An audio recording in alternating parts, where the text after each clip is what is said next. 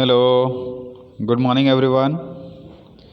સો આજે આપણે ડિસ્કસ કરશું નિભાવ વિભાગના પ્રાથમિક અને ગૌણ કાર્યો અને જવાબદારીઓ. બરાબર, એટલે કે આપણે કહી શકીએ primary and secondary function and responsibilities of maintenance department. બરાબર, મેન્ટેનન્સ ડિપાર્ટમેન્ટની શું જવાબદારી હોય છે, બરાબર છે, એની રિસ્પોન્સિબિલિટી શું હોય છે તેના વિશે આપણે ચર્ચા કરશું. તો સૌપ્રથમ આપણે આપ્યું છે કે નિભાવ વિભાગના પ્રાથમિક કાર્યો, બરાબર, એટલે કે primary functions of maintenance department. તો એની અંદર આપણને કીધું છે કે નિભાવ વિભાગના પ્રાથમિક કાર્યો અને તેની વિગતવાર સમજણ આપેલી છે. તો ફર્સ્ટ એમણે કીધું છે કે ચાલુ પ્લાન્ટ તથા સાધન સામગ્રીનો નિભાવ, એટલે maintenance of exist plant and there equipments, એવું આપણે કહી શકીએ. તો નિભાવ વિભાગનું મુખ્ય કાર્ય એ છે કે જેના વડે તેનું ઉદ્યોગમાં અસ્તિત્વ પ્રસ્થાપિત થયું છે. બરાબર છે ને? તો મુખ્ય કાર્યમાં જો આપણે વાત કરીએ તો એની અંદર આપણે કીધું કે મુખ્ય કાર્યને યોગ્ય ન્યાય, બરાબર ને, યોગ્ય ન્યાય આપવા માટે જ આપણે શું કરીએ તો નિભાવ વિભાગ દ્વારા નીચે મુજબની કાર્યવાહી કરતા હોઈએ છીએ. બરાબર છે. તો સૌપ્રથમ તો એમણે શું કીધું છે કે ઉત્પાદન મશીનરીનું રિપેરિંગ ઝડપી અને કરકસરપૂર્વક કરવું જોઈએ. ધારો કે મતલબમાં કોઈક વસ્તુ આપણે બનાવતા છે, કોઈ પ્રોડક્ટ બનાવતા છે ને તે મશીન ઉપર બનતું છે ને એમાં કોઈ રિપેરિંગ વસ્તુ આવે તો એ રિપેરિંગ કેવું ઝડપથી થવું જોઈએ અને એનો ખર્ચો પણ ઓછો હોવો જોઈએ, એટલે કરકસરપૂર્વક કરવો જોઈએ. બરાબર છે. તો તે રીતનું આપણે મેન્ટેનન્સ કરવાનું રહે છે. બરાબર. સેમ વસ્તુ બતાવી છે કે ભાઈ યોગ્ય અટકાવ નિભાવથી રિપેરિંગ કાર્ય શક્ય તેટલા નિવારવા. બરાબર. એક વખત રિપેરિંગ કરો એટલે બીજી વખત રિપેરિંગ ના આવે એવા પ્રયત્નો કરવાના આપણે. બરાબર. પરંતુ આવા રિપેરિંગ કાર્યો સમયસર કરવા માટે માહિતી અને સૂચનો તૈયાર રાખવા. ધારો કે આપણે 1-2 વર્ષ પછી આપણે આજે મેન્ટેનન્સ કર્યું છે, હવે નેક્સ્ટ 2 યર્સ પછી આપણે પાછું ક્યારે રિપેરિંગ અથવા તો મેન્ટેનન્સ કરવાનું છે એ આપણે બધા માહિતી અને સૂચનો ધ્યાનમાં રાખવાના હોય છે. ક્યારે એક ફાઇલ આપણે ફાઇલ કરી દેવાની, રાઈટ. સો થર્ડ આપણે છે આપણે કે મેન્ટેનન્સ માટે તાલીમબદ્ધ કુશળ કારીગરોની ટીમ તૈયાર કરવી. જે કુશળ કારીગરો હોય ને એમની એક ટીમ તૈયાર કરવાની કે ક્યાં પણ મેન્ટેનન્સ જેવું આવશે, બરાબર છે, તો ત્યાં આપણે તરત કામગીરી હાથમાં લઈ એને કમ્પ્લીટ કરી એને સુધારા કરી આપણું જે સાયકલ ચાલુ છે એને કન્ટિન્યુ આપણે કરી શકવા જોઈએ. બરાબર છે. એટલે કુશળ કારીગરોની જરૂર પડતી હોય છે. પ્લાન્ટ જે છે, ધારો કે હું રિલાયન્સ હજીરાની વાત કરું તો એની અંદર કેવું કન્ટિન્યુઅસ, બરાબર છે ને, 365 ડેઝ મતલબમાં એ ચાલુ જ હોય. બરાબર. એના પ્લાન્ટ બંધ રહેતા નથી. તો તે દરમિયાન આપણે કંઈ મેન્ટેનન્સ કેવું આવતું હોય તો કેવું આપણે પ્લાન્ટને તો સ્ટાર્ટ રાખવાનું છે ને.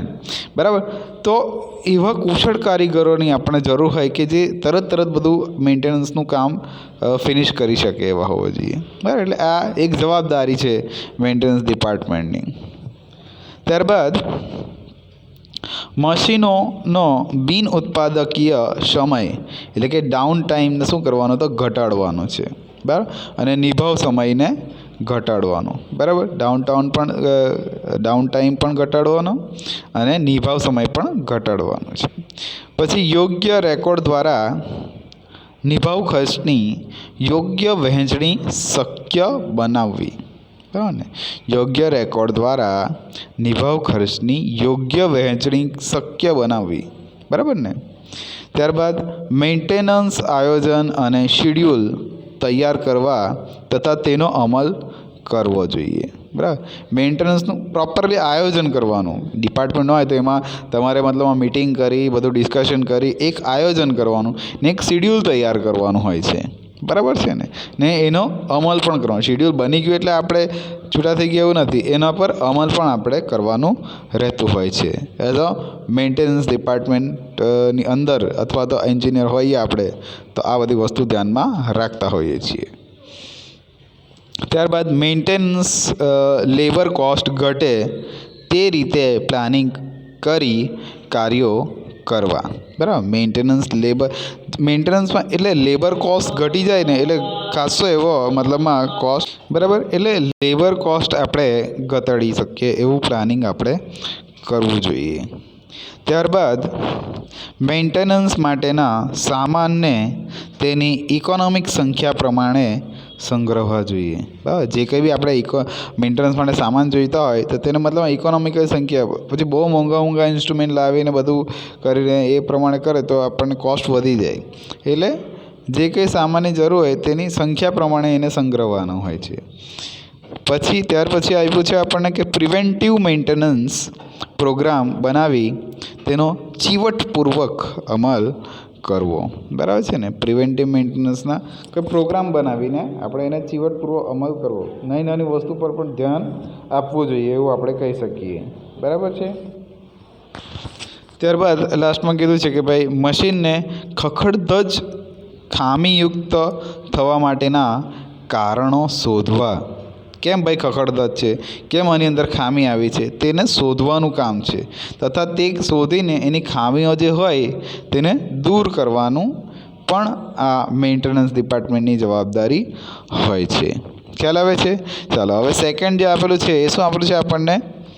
સાધન સામગ્રીનું ઇન્સ્પેક્શન અને લ્યુબ્રિકેશન, એટલે કે ઇન્સ્પેક્શન એન્ડ લ્યુબ્રિકેશન ઓફ ઇક્વિપમેન્ટ્સ એવું આપણે કહી શકીએ.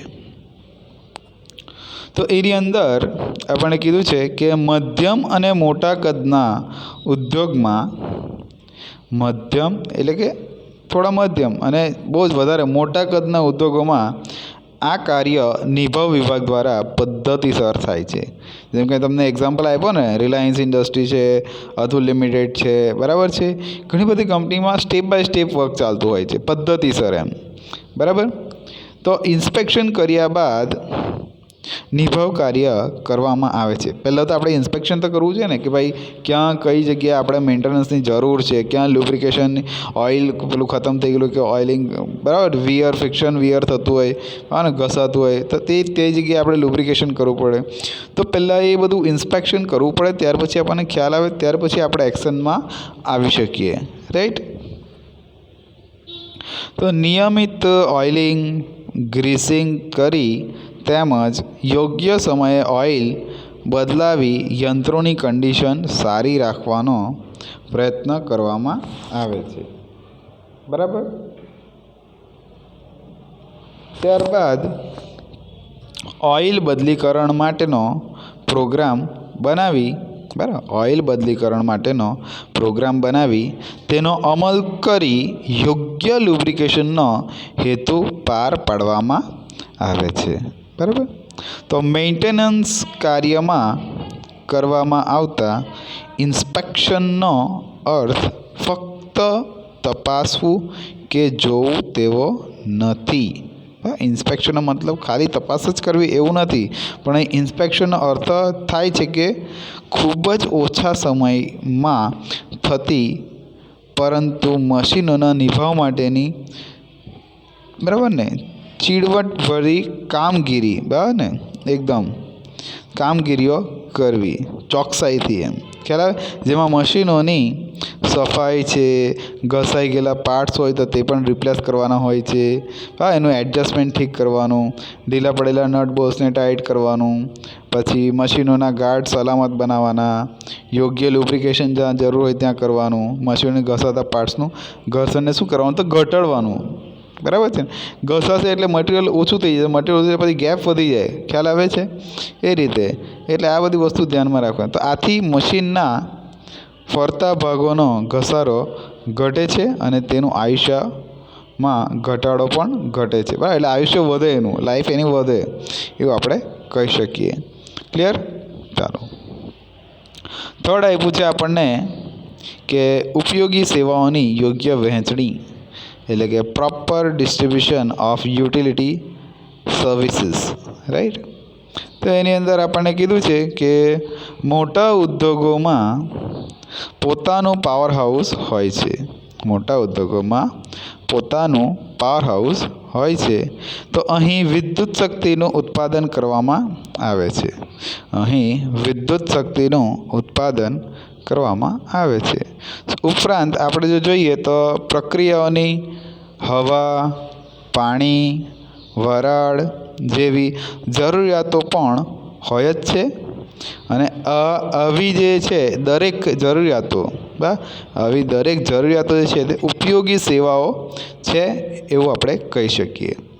તો ઉપયોગી સેવાઓનું ઉત્પાદન કરી અને યોગ્ય વહેંચણી કરી આવી સેવાઓ પૂરતી પહોંચાડવાનું કાર્ય નિભાવ એન્જિનિયરિંગ વિભાગનું છે. બરાબર છે ને? પૂરતી પહોંચાડવાનું જે કાર્ય છે ને, બરાબર, યોગ્ય વહેંચણી કરી, હા, તો તે કોનું છે? તો એ નિભાવ એન્જિનિયરિંગ વિભાગનું કામ છે. બરાબર છે ને? મેન્ટેનન્સ ડિપાર્ટમેન્ટનું. તો આ કામગીરી બજાવવા માટે એક તો વિદ્યુત ઉત્પાદન, વરાળ ઉત્પાદન, દાબવાળી હવા અને યોગ્ય જથ્થામાં પાણી પુરવઠો પૂરો પાડવા માટેના પાવર હાઉસ છે, બોઇલર હાઉસ છે, કમ્પ્રેસરો છે અને પંપ હાઉસ છે. બરાબર, તેની સંપૂર્ણ વ્યવસ્થા નિભાવ વિભાગ દ્વારા ગોઠવવામાં આવે છે. બરાબર. સો આવી જ રીતે ઉપયોગી સેવાઓ એ ઉત્પાદન પ્રક્રિયાની મૂળભૂત જરૂરિયાતો હોવાથી સમયસર અને પૂરતા જથ્થામાં તેનો પુરવઠો જાળવવાની મહત્ત્વની કામગીરી જે છે તે કોણ નિભાવતું હોય? તો મેન્ટેનન્સ ડિપાર્ટમેન્ટ. બરાબર, એણે જ કરવાની હોય છે આ બધી વ્યવસ્થા. ખ્યાલ આવે છે? ઓકે. હવે વાત કરીએ આપણે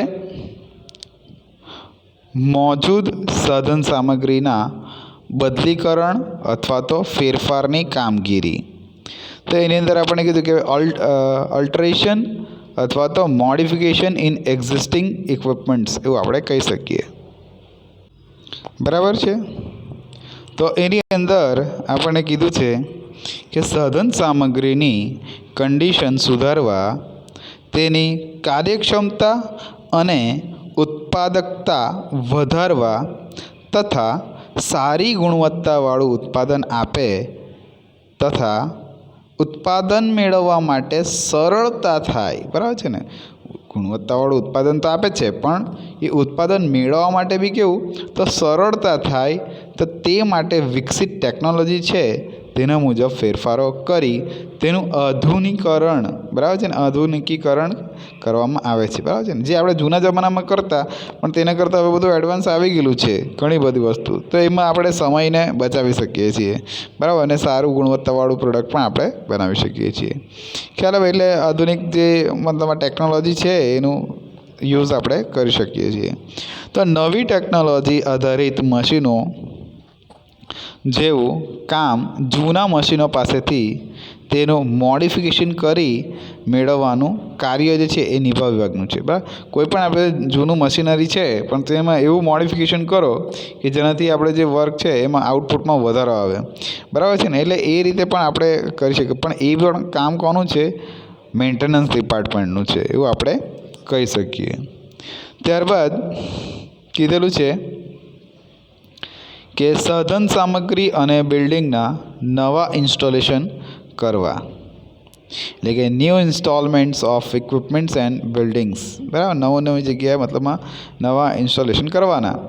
તો પ્લાન્ટની સાઇઝ, એક કરતાં વધુ પ્લાન્ટવાળા ઉદ્યોગની સાઇઝ અને તેની મેનેજમેન્ટ પોલિસીને અનુરૂપ ઇન્સ્ટોલેશન સ્થાપનની કામગીરી મેન્ટેનન્સ વિભાગને સોંપવામાં આવતી હોય છે. બરાબર, એટલે એ તમારે વસ્તુ ધ્યાનમાં રાખવાની હોય છે. તો યંત્રોના સ્થાપન એટલે કે ઇન્સ્ટોલેશન ઉપરાંત બિલ્ડિંગના બાંધકામ અને મોડિફિકેશન જેવી કામગીરી નિભાવ વિભાગમાં કરવામાં આવતી હોય છે. બરાબર છે? એટલે આ વસ્તુ તમારે નોર્મલ ધ્યાનમાં રાખવાની. ત્યારબાદ લાસ્ટ આપેલું છે આપણને પ્લાન્ટના હાલના બિલ્ડિંગ અને ગ્રાઉન્ડની જાળવણી. બરાબર છે. જે કંઈ બી હમણાં અવેલેબલ છે તો તેની જાળવણી કઈ રીતે કરવી તે પણ કાર્ય મેન્ટેનન્સ ડિપાર્ટમેન્ટ કરતું હોય છે. ધારો કે આપણને અહીંયા આપ્યું છે કે ભાઈ પ્લાન્ટના રસ્તાઓ છે કે એટલે રોડ્સ છે, બરાબર, રોડ છે, પછી રેલવે લાઇન હોય તો ટ્રેક છે, ગટર હોય તો સેવર્સ છે, અને પાણી પુરવઠો તો વોટર સપ્લાય છે, બરાબર છે, ની જાળવણી મેન્ટેનન્સ ડિપાર્ટમેન્ટ જ કરે છે, બરાબર, એટલે નિભાવ વિભાગ જ કરે છે. તો બિલ્ડિંગ અને ગ્રાઉન્ડની સફાઈ નિયમિત કરવાની હોય છે. તો કેટલાક પ્લાન્ટમાં આવા કાર્ય મટીરિયલ હેન્ડલિંગ વિભાગ પણ કરે છે. જે મટીરિયલ હેન્ડલિંગ ડિપાર્ટમેન્ટ હોય ને તો તે પણ આ કાર્ય કરતા હોય છે, બરાબર. તો જ્યાં પ્લાન્ટ અને બિલ્ડિંગની વિશાળતા ઘણી જ મોટા હોય છે ત્યારે આવી કામગીરી કરવા માટે ખાસ અલગ વ્યવસ્થા તંત્ર કે વિભાગની રચના કરવામાં, એટલે આખું બહુ મોટું હોય, જેમ કે રિલાયન્સ જામનગર, રિલાયન્સ હજીરા છે, બરાબર છે, કેમિકલ ઇન્ડસ્ટ્રી છે ને કોઈ પણ અતુલ છે લિમિટેડ, બધું, તો ત્યાં એક આખું ડિપાર્ટમેન્ટ જ હોય છે સ્પેશિયલ એના માટે, બરાબર ને. એ રીતે આપણે કહી શકીએ. તો વ્યવસ્થા તંત્ર કે વિભાગની રચના કરવામાં પણ આવે છે. તેમ છતાં રિપેરિંગ, પછી કલર કામ, ઇલેક્ટ્રિકલ પ્લમ્બિંગ, બારી બારણાની સંભાળ વગેરે કાર્યો બિલ્ડિંગને લગતા હોવા છતાં નિભાવ વિભાગ દ્વારા જ કરવામાં આવે છે, બરાબર છે. બિલ્ડિંગ લગતા કાર્યો પણ એ લોકો જ કરતા હોય છે, મેન્ટેનન્સ ડિપાર્ટમેન્ટવાળા. તો આ જ રીતે રસ્તાઓ, રેલવે લાઇન, ફેન્સિંગ વગેરેની જાળવણી પણ નિભાવ વિભાગ દ્વારા કરવામાં આવે છે, એવું આપણે કહી શકીએ. ચાલો, ત્યારબાદ આપણને એવું કીધું છે કે મેન્ટેનન્સ વિભાગની કાર્યસૂચિ પ્લાન્ટની સાઇઝ, મેન્ટેનન્સ વિભાગની કાર્યસૂચિ પ્લાન્ટની સાઇઝ, પ્રકાર અને મેનેજમેન્ટ પોલિસી આધારિત બને છે. તો ઝડપી ઔદ્યોગિકરણ પ્લાન્ટની જરૂરિયાતોને વૈવિધ્યપૂર્ણ બનાવે છે. તો આથી જુદા જુદા ઉદ્યોગોમાં આવેલા નિભાવ વિભાગના કાર્યો અલગ અલગ પરંતુ શું હોય કે જે તે ઉદ્યોગની અનુકૂળતા મુજબ નક્કી કરેલા હોય, બરાબર. જેને અનુકૂળ આવતું હોય તે રીતે નક્કી કરેલું હોય છે. તો વધુ ઉત્પાદન, ઉત્પાદકતા, ગુણવત્તા જેવી અગત્યની આધુનિક જરૂરિયાતોથી સેમી ઓટોમેટિક અને ઓટોમેટિક મશીનો ઉપરાંત સામાન્ય પ્રકારના મશીનો પણ ઉપયોગમાં લેવાય છે. તો આથી સાધન સામગ્રીના ફેરફાર સાથે નિભાવ વિભાગના કાર્યો પણ ફેરફાર થાય છે. તો ખ્યાલ આવ્યો હશે તમને આજના આ વિડીયોમાં, બરાબર છે. તો કંઈ પણ ડાઉટ હોય તો તમે મને પૂછી શકો છો. Okay, thank you very much.